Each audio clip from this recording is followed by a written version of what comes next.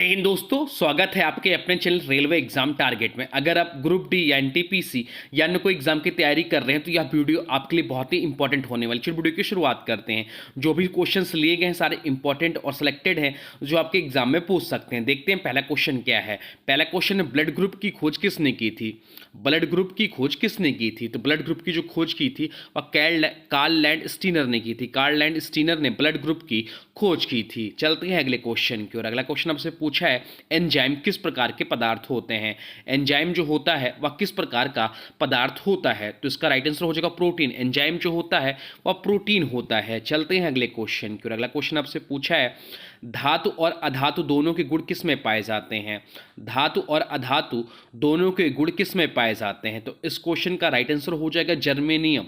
Germanium में धातु और अधातु दोनों के गुण पाए जाते हैं। चलते हैं अगले क्वेश्चन की ओर। अगला क्वेश्चन आपसे पूछा है, शरीर में संक्रमण से बचाने के लिए कौन सी कोशिकाएं जिम्मेदार होती हैं?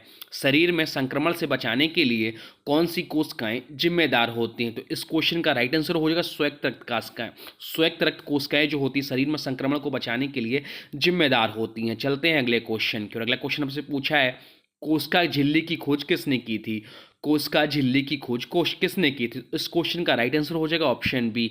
ऑप्शन बी इस क्वेश्चन का राइट आंसर हो जाएगा। चलते हैं अगले क्वेश्चन की ओर। अगला क्वेश्चन आपसे पूछा है, परमाणु संख्या किसे दर्शाती है?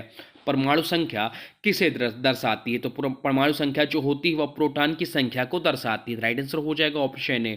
प्रोटॉन की संख्या को दर्शाती है परमाणु संख्या। चलते हैं अगले क्वेश्चन की ओर। अगला क्वेश्चन आपसे पूछा है, प्लूटोनियम किस प्रकार का पदार्थ है? प्लूटोनियम जो है वह किस प्रकार का पदार्थ है? तो इसका जो राइट आंसर हो जाएगा वो हो जाएगा ऑप्शन है, रेडियोधर्मी धातु है। प्लूटोनियम जो है वह रेडियोधर्मी धातु है। चलते हैं अगले क्वेश्चन की ओर। अगला क्वेश्चन आपसे पूछा है, मानव शरीर में सबसे अधिक मात्रा में पाया जाने वाला तत्व कौन सा है? मानव शरीर में सबसे अधिक मात्रा में पाया जाने वाला तत्व कौन सा है? तो इस क्वेश्चन का राइट आंसर हो जाएगा ऑक्सीजन। ऑक्सीजन जो है वह मानव शरीर में सबसे अधिक मात्रा में पाया जाने वाला तत्व है। चलते हैं अगले क्वेश्चन की ओर। अगला क्वेश्चन आपसे पूछा है, कौन सा विटामिन जल में घुलनशील नहीं होता है? कौन सा विटामिन जल में घुलनशील नहीं होता है? तो इस क्वेश्चन का राइट आंसर हो जाएगा ऑप्शन सी, विटामिन के जो है वह जल में घुलनशील नहीं होता है। चलते हैं अगले क्वेश्चन की ओर। अगला क्वेश्चन आपसे पूछा है, न्यूटन की गति का तृतीय नियम क्या कहता है? न्यूटन की गति का तृतीय नियम क्या कहता है? संवेग संरक्षण का नियम है, प्रत्येक क्रिया के बराबर विपरीत दिशा में प्रतिक्रिया होती है, या है बल बराबर द्रव्यमान गुणित त्वरण या विरामावस्था में वस्तु विराम ही रहती। तो इस क्वेश्चन का राइट आंसर हो जाएगा ऑप्शन बी, प्रत्येक क्रिया के बराबर एवं विपरीत दिशा में प्रतिक्रिया होती है, न्यूटन की गति का तृतीय नियम है। चलते हैं अगले क्वेश्चन की ओर। अगला क्वेश्चन आपसे पूछा है, अकबरनामा किसने लिखा था? अकबरनामा किसने लिखा? तो अकबरनामा पुस्तक के जो लेखक हैं वो अबुल फजल है। अबुल फजल अकबरनामा पुस्तक के लेखक हैं। चलते हैं अगले क्वेश्चन की ओर। अगला क्वेश्चन आपसे पूछा है, भारत में पहला मुस्लिम शासक कौन था? भारत में पहला मुस्लिम शासक कौन था? तो भारत में पहला मुस्लिम शासक जो था कुतुबुद्दीन ऐबक था। कुतुबुद्दीन ऐबक भारत का पहला मुस्लिम शासक था। चलते हैं अगले क्वेश्चन की ओर। अगला क्वेश्चन आपसे पूछा है, नोबेल पुरस्कार जीतने वाली पहली भारतीय महिला कौन थी? नोबेल पुरस्कार जीतने वाली पहली भारतीय महिला कौन थी? तो इस क्वेश्चन को जो राइट आंसर हो जाएगा वो हो जाएगा mother Teresa. Mother Teresa Nobel पुरस्कार जीतने वाली पहली भारतीय महिला थी। और पहले जो एशियाई व्यक्ति थे, पहले एशियाई व्यक्ति जो थे वो रविन्द्रनाथ टैगोर थे, ये भी ध्यान रखिएगा। चलते हैं अगले क्वेश्चन की ओर। अगला क्वेश्चन आपसे पूछा, भारत में सिविल सेवा की नींव किसने रखी थी? तो भारत में सिविल सेवा की जो नींव रखी थी वह लॉर्ड कॉर्नवालिस ने की रखी थी। तो राइट आंसर हो जाएगा ऑप्शन बी, लॉर्ड कॉर्नवालिस ने भारत में सिविल सेवा की नींव रखी थी। चलते हैं अगले क्वेश्चन की ओर। अगला क्वेश्चन आपसे पूछा है, डंकिन और डोमिनोज किस देश की कंपनियां हैं? डंकिन और डोमिनोज किस देश की कंपनियां हैं? तो इस क्वेश्चन का राइट आंसर हो जाएगा ऑप्शन बी, अमेरिका देश की कंपनियां हैं। चलते हैं अगले क्वेश्चन की ओर। अगला क्वेश्चन आपसे पूछा है, यूनेस्को का मुख्यालय कहाँ स्थित है? यूनेस्को का मुख्यालय कहाँ स्थित है? यूनेस्को का जो मुख्यालय स्थित है वो पेरिस में स्थित है। पेरिस जो है फ्रांस की राजधानी है। फ्रांस की राजधानी है और ये पेरिस जो है वह सीन नदी किनारे स्थित है। ये भी सब ध्यान रखिएगा, इंपॉर्टेंट पॉइंट। चलते हैं अगले क्वेश्चन की ओर। अगला क्वेश्चन आपसे पूछा, भारतीय संविधान का मसौदा कितने दिनों में पूरा किया गया था? तो भारतीय संविधान का मसौदा जो पूरा होने में समय लगा वो 2 साल 11 महीने 18 दिन लगा। चलते हैं अगले क्वेश्चन की ओर। अगला क्वेश्चन आपसे पूछा डायरेक्ट एक्शन डे कब मनाया गया था। डायरेक्ट एक्शन डे कब मनाया गया? तो डायरेक्ट एक्शन डे जो मनाया गया था वो 16 अगस्त 1946 को मनाया गया था। 16 अगस्त 1946 को डायरेक्ट एक्शन डे मनाया गया था। चलते हैं अगले क्वेश्चन की ओर। अगला क्वेश्चन आपसे पूछा है महात्मा गांधी ने पहला सत्याग्रह आंदोलन कहाँ किया था। महात्मा गांधी ने पहला सत्याग्रह आंदोलन कहाँ किया था? तो इस क्वेश्चन को जो राइट आंसर हो जाएगा वो हो जाएगा चंपारण में पहला सत्याग्रह आंदोलन किया था। चलते हैं अगले क्वेश्चन की ओर। अगला क्वेश्चन आपसे पूछा है ओलंपिक खेलों की शुरुआत किस देश में हुई थी। ओलंपिक खेलों की शुरुआत किस देश में हुई थी? तो ओलंपिक खेलों की शुरुआत जो हुई थी 1896 में ग्रीस से हुई थी। चलते हैं अगले क्वेश्चन की ओर। अगला क्वेश्चन आपसे पूछा है शेयर बाजार में बीएसई का पूर्ण रूप क्या है। तो शेयर बाजार में बीएसई का जो पूर्ण रूप है वो है बॉम्बे स्टॉक एक्सचेंज।